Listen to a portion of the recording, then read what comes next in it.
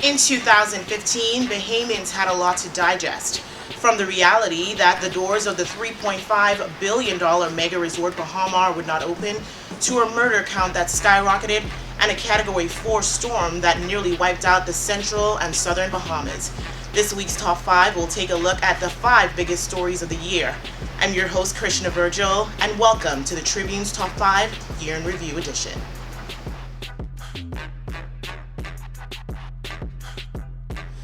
Marco City MP Greg Moss, Fort Charlotte MP Andre Rollins, and Bambootown MP Redwood Wells each had one thing in common. They all left the Progressive Liberal Party. Here's what led to their departure. In the lead-up to the 2012 general elections, the Progressive Liberal Party built its campaign on not only believing in Bahamians, but it had managed to rebrand itself with the image of an organization that was capable of attracting fresh new faces to the political arena. But when the party ascended to the House of Assembly as the majority, defeating the Free National Movement by a landslide, it was only a matter of time before the fresh new faces became dissatisfied and dissenting voices. The Marco City MP first attracted controversy when he was chairman of the National Insurance Board. In mid-2012, shortly after his appointment, Mr. Moss clashed with then NIB Director Algernon Cargill over several issues. The matter became contentious, prompting audits into NIB and allegations of misappropriation of funds. On January 3, 2013, just months after being appointed NIB chairman, Mr. Moss was asked by Prime Minister Perry Christie to resign or be fired after the disgruntled MP criticized the PLP leader on his Facebook page. This course led to the MP's resignation on Monday, June 8th. In a shocking move, Mr. Moss stood in the evening session of the House of Assembly and announced his immediate resignation from the PLP. And in November, Mr. Moss revealed that he had formed the National Democratic Party and was elected its leader. Nearly 10 days later, on June 17th, the Fort Charlotte MP explained in the House of Assembly that he believed he was no longer wanted in the PLP after government members made several attempts to block him from contributing to the budget debate.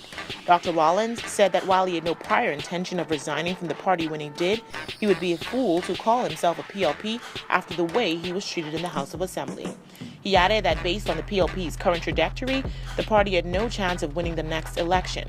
After quitting the PLP, Dr. Rollins later dismissed calls from some in the Progressive Liberal Party to resign his seat and force a by-election. He remained an independent MP before joining the opposition in early November. Long before the Bambootown MP resigned, many had speculated that it would come.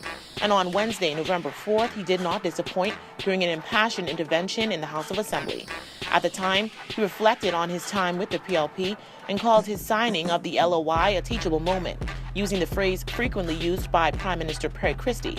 Mr. Wells signed the controversial letter of intent in July 2014.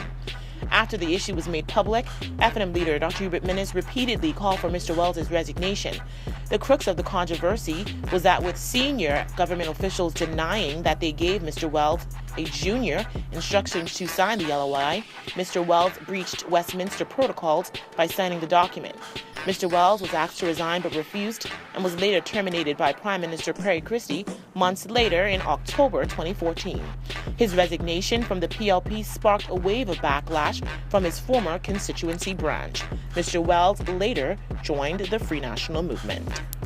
This year, the government moved full steam ahead to implement national health insurance, despite cries from members of the medical community and the insurance industry for delay and compromise.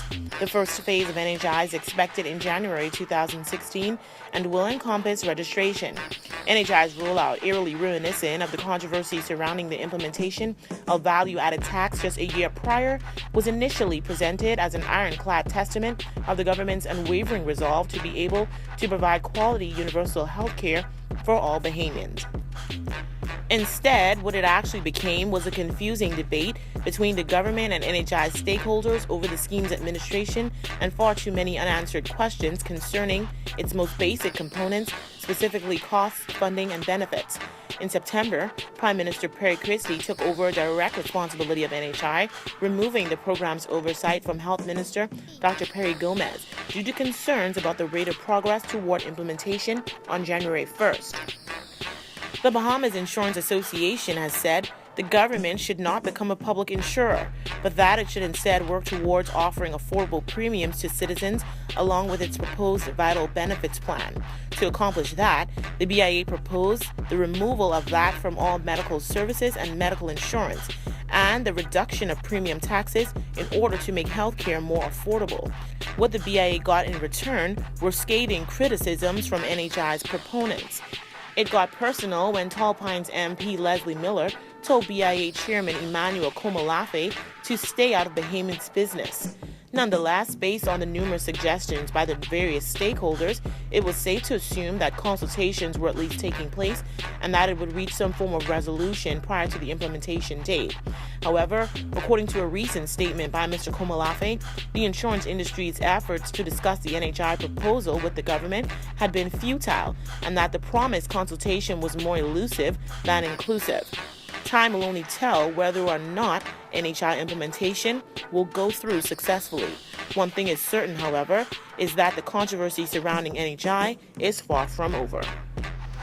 In the lead up to the 2012 general election, the then opposition Progressive Liberal Party campaigned on the promise that they had the solutions to crime. Fast forward to 2015 and a murder count that is the highest ever recorded, Bahamians are left to question whether this administration has the wherewithal and the capacity to tackle the issue. This year will be remembered as one of the bloodiest in Bahamian history. The country recorded nearly 150 murders in 2015, the highest ever in a single year in the history of the Bahamas. The country hadn't seen anything close to it since 2011, under the previous Ingram administration, which saw 127 killings that year. As the nation struggled to come to terms with losing so many of its young men to senseless violence, it became increasingly clear that the government did not know how to handle the dilemma. In his Christmas address to the nation, Prime Minister Perry Christie recognized the growing crime problem and said the government will introduce tougher measures to combat crime in 2016. Mr. Christie said reducing crime is a challenge of the highest priority, and the government is determined to wrestle it to the ground in the new year. It was not the first time this year that the Prime Minister or members of his administration had vowed to lower violent crime and come up with a solution to the growing murder rate.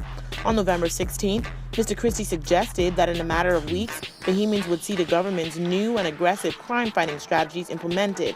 A few days later, Mr. Christie said he was distressed by the country's crime problems, which he said require a more aggressive approach by the government and law enforcement.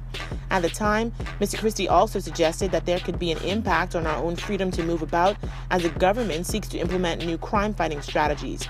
However, these new strategies have not been revealed. Up to shooting time, the murder count stood at 148. Hurricane Joaquin devastated Crooked Island, Southern Long Island, Acklands, Rumkey, and San Salvador in early October.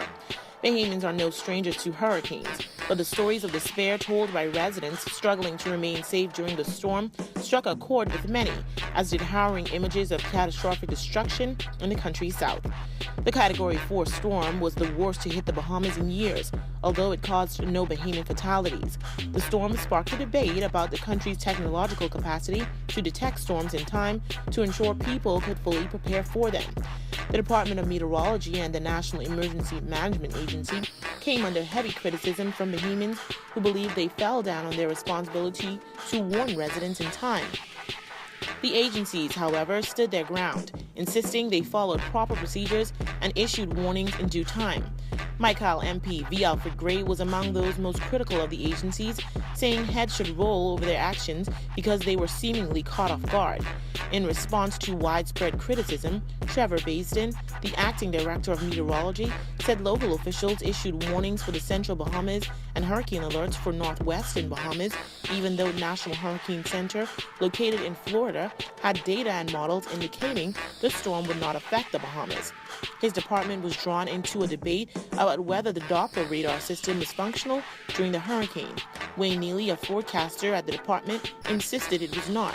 But Transportation and Aviation Minister Glenys Hannah Martin later released logs showing the radar worked. She added that the computer displaying images from the radar might have appeared down because it simply needed to reboot. In October, the Department of Social Services revealed that the storm had destroyed 413 homes in Long Island, 227 houses in San Salvador, 123 homes in Acklands, 50 houses in Crooked Island, and 23 in Rumkey. Large floods made parts of Crooked Island and northern Long Island difficult to reach by service providers and those providing relief. But by year's end, most residents had their electricity restored, according to the Bahamas Electricity Corporation. And to aid in their recovery efforts, Mr. Christie signed orders allowing duty-free imports for relief goods in October.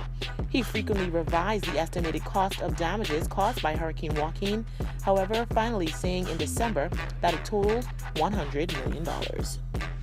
It is the dream that is yet to come true for Bahamians. And after a series of bad events regarding the $3.5 billion mega resort Bahamar, the question on everybody's mind is, when will it open?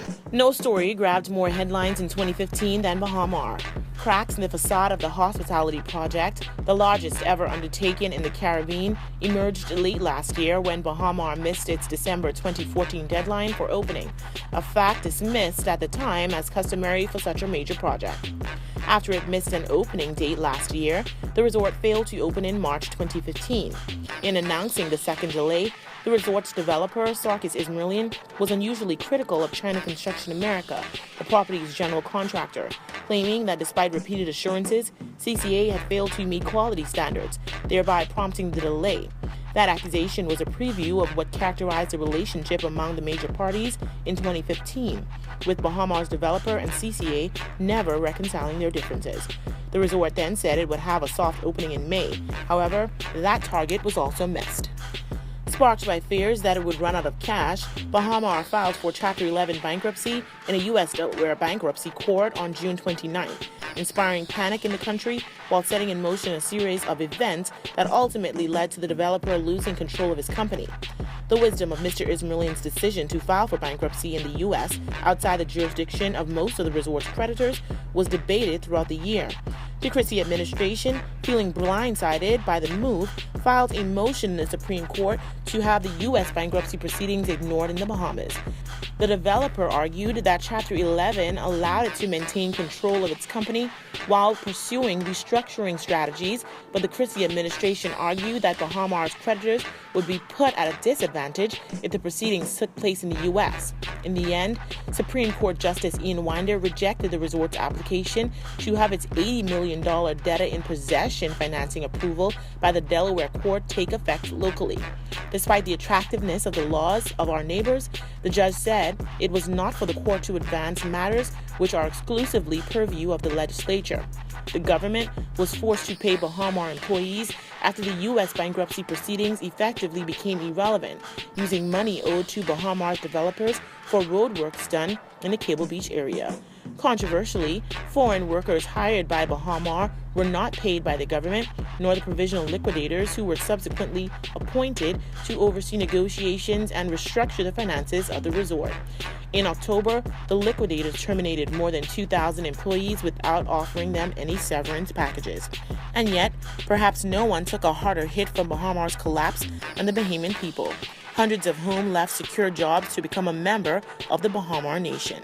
Many who worked briefly seemed pleased with their job, and they rallied behind Mr. Ismailian during the height of the controversy.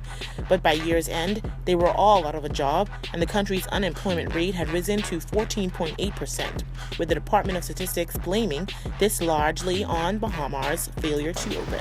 Want to get in on the discussion? Well, here's how you can. Just log on to our website at www.tribune242.com. Like us on Facebook, the Tribune News Network. Send us a tweet at Tribune242 or subscribe to our YouTube page, Tribune242. The Tribune's wishing you a Happy New Year.